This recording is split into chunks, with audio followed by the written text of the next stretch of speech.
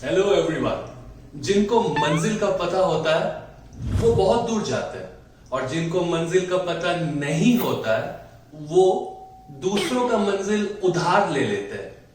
मैं second category में था। तो क्या नाचो मैं? अच्छा खासा लाइफ चल रहा था, लेकिन सारे दोस्त ये वो सब एमबीए कर रहे थे, लाइफ में आगे बढ़ रहे थे, और मैं कहा था वहीं का वहीं। सो मुझे लगा कि यार मैं भी एमबीए करूंगा। बट जब ऐसे टारगेट्स लाइफ में सेट होती है तब आगे जाके थोड़े दिक्कतें तो जरूर आती है।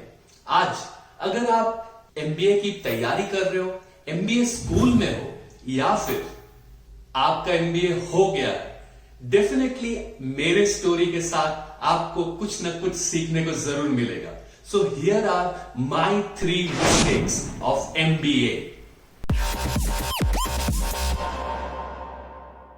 पहले तो एमबीए मैंने किया है एसपी जैन बॉम्बे से।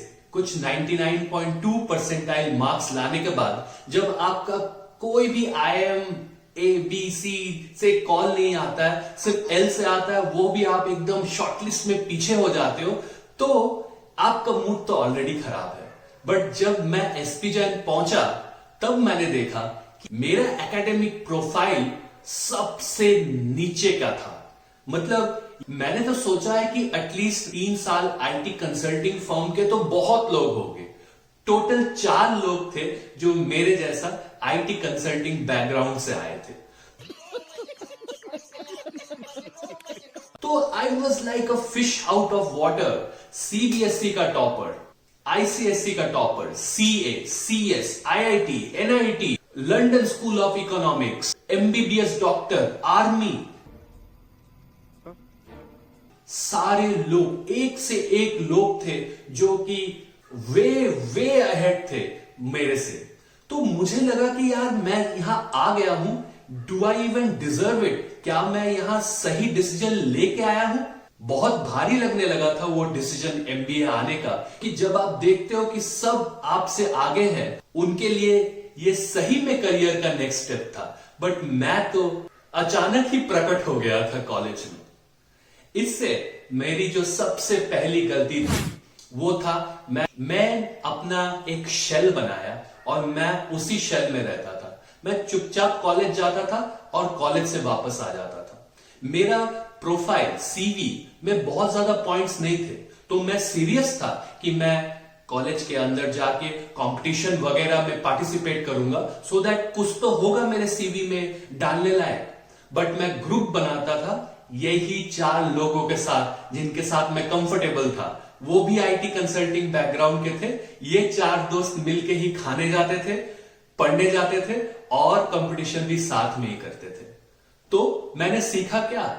ना ही मैंने कोई सीए के साथ दोस्ती करके फाइनेंस सीखा, ना ही मैं कोई ऐसे इंसान से जो ऑलरेडी कंसल्टेंट था बिफोर कमिंग टू एमबीए, उनके साथ भी मैंने कोई इंटरेक्शन नहीं किया ये जानने के लिए कि जो मेरा भी ड्रीम है कंसल्टिंग करने का, उनसे मैंने एक बार भी तर्क नहीं किया। क्यों? क्योंकि मैं कंफर्टेबल ही नहीं था। एमबीए मतलब ही आपको कंफर्टेबल नहीं होना है। जो भी आपका कंफर्ट लेवल है उसके बाहर जाके आपको काम करना है। मैंने नहीं किया, मैं अपने ही शेल में रहा, और इसीलिए जो ग्रोथ हो सकती थी वो ग्रोथ नहीं हो पाई। कौन है ये लोग? कहां से आते हैं ये? नेक्स्ट मिस्टेक मेरा था कि मैंने अपने सीवी पे एकदम काम नहीं किया था।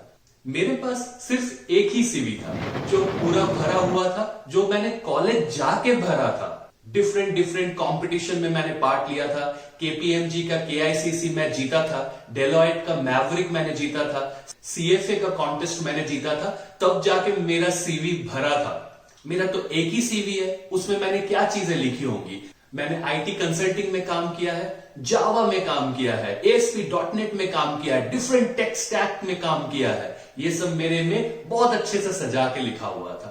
बट जब डे 0 में कंसल्टिंग फर्म्स आई, क्या उनके HR जावा सर्च कर रहे थे?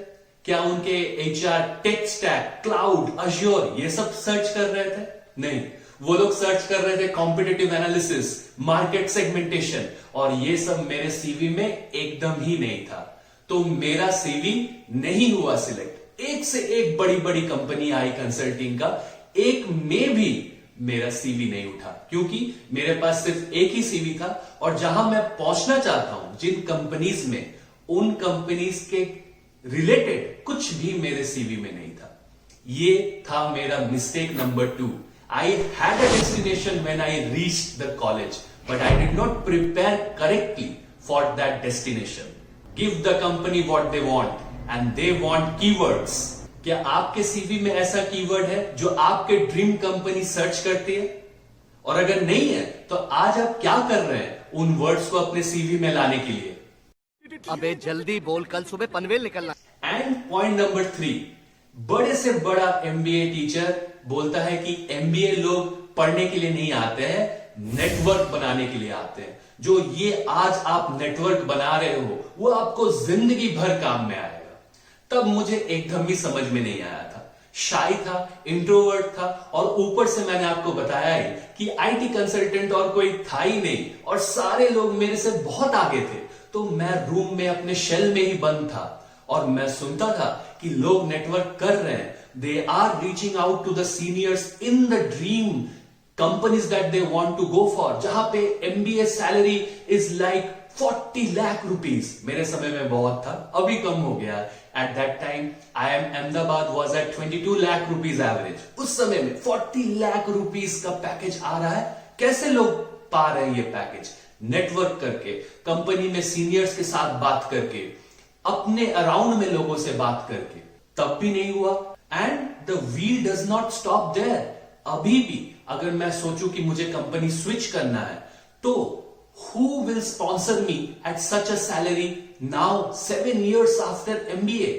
Only those people who know me, who can vouch for me कि हाँ ये बंदा मेरे साथ कॉलेज में पढ़ता था, पता है ये कंपटीशन जीता है।